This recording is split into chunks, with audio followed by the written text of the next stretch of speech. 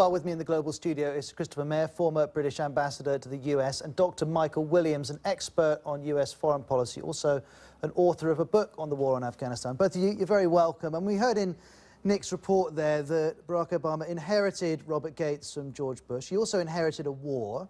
Is it such a bad thing if he was focused on ending that war as soon as possible?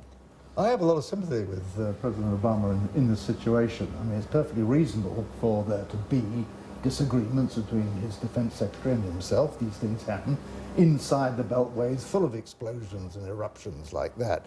This is slightly unusual in that Bob Gates has never been the kind of guy you would expect to write a kind of impassioned book in which all the seething emotion seems to be bubbling along beneath the surface like a volcano. But it is perfectly reasonable if a president comes into office with the prospectus of trying to end two wars, the Afghan war seen as a better war, if you like, than the Iraq war, should ask searching questions of his military commanders. But they seem to have been a bit too searching for Bob Gates' taste.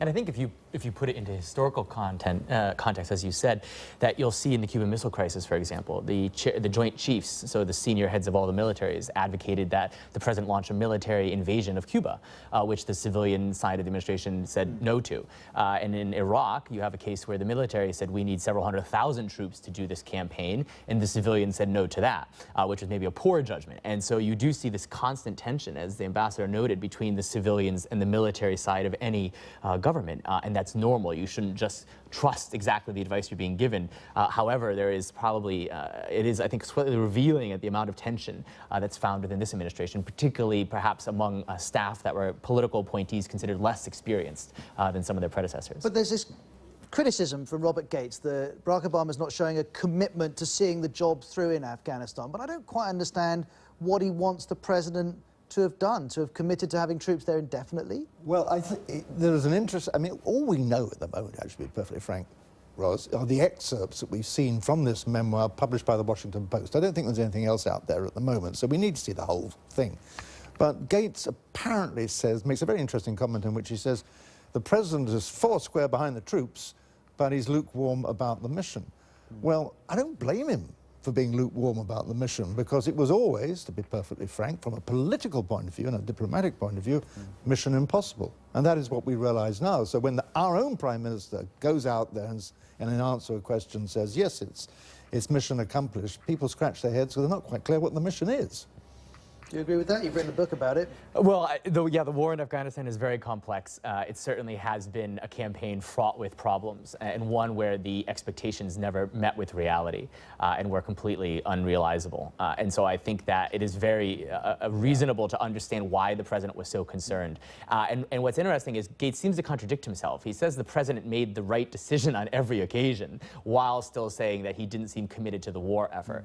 And I would say that for someone who is facing political pressure to actually withdraw entirely from both campaigns, particularly by the liberal wing of his own party, by actually putting more troops on the ground, he faced some political ramifications from that. And I've heard from several people who worked on the campaign and who voted for the president, they were very disappointed in the first term by the fact that he upped the commitment. So actually, I think that draws a little bit away from the secretary's argument that the president wasn't committed. But it's understandable, as Ambassador Meyer said, that he wasn't so keen on the war. It's not fun to clean up someone else's mess. And so, Christopher, let's make it clear to our viewers, you were in Washington, D.C. during the build-up to the beginning of Afghanistan and the invasion of Iraq. You know the situation then incredibly well. Looking back there and then looking at the situation we've got in Anbar province in Iraq, in Fallujah, and also the ongoing problems in Afghanistan, don't you think this book's just another symptom of a huge blame game that's been going on ever since? Well, there has been a huge blame game. But on both sides of the Atlantic, you know, books have poured out left, right, and centre. I wrote one myself. I've read it in 2005, whenever it was. But I think the great fault line where it went from campaigns went from possible success to probable disaster was when, for example, in Afghanistan, what started as a punitive expedition, to use a Victorian phrase, to punish Al-Qaeda and Taliban, morphed in some extraordinary way into a nation-building exercise, bringing in countries from all over the world, particularly from the NATO countries, led this coalition by the United States of America. Now, you cannot do nation building. You probably can't do nation building full stop. It just doesn't work, because once you leave, everything falls to pieces. But trying to do it with soldiers, some of the best trained troops in the world, and it's not properly connected to a political objective, then you're heading for trouble. So when most people say, I mean, Michael, you're the expert, most people say in 2014, when we're all gone, the whole place go to hell in a handcart. I think that's probably the likely outcome, but you tell me. It's going to be complicated, yes. More diplomatic. Also complicated, perhaps not quite as important, but nonetheless important, is what's going on within the Beltway and the bubble of Washington, D.C. Do you think this book, I mean, everyone will be talking about it right now, but do you think in a year or two's time this will really have any great consequence for Barack Obama, Joe Biden, or perhaps Hillary Clinton? Well, I think in terms of the president, probably not so much consequence. He's in his second term. He's working on trying to build a legacy. He has some severe problems on the domestic front with his healthcare law that's coming into force now. Also issues in terms of general foreign policy challenges. He's taking a heavy beating. Now, whether or not this is legitimate remains to be seen, but he's certainly under fire for sort of a lack of a strategy in the Middle East, etc. But I think it does provide ammunition, particularly for the Republicans.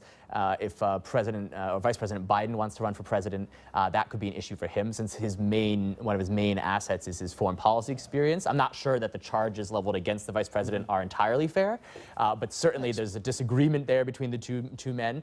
And for Hillary Clinton, Secretary Gates spoke very positively of her. He called her a superb representative for the United States, tough-minded, intelligent, but then also said that she made some decisions about the surge based on politics. But again, that's what it's about: democratic control of. We don't even know if she's standing yet. That's not going to stop us talking about it, though. But you can't separate policy from politics. That's an immutable rule of democracy.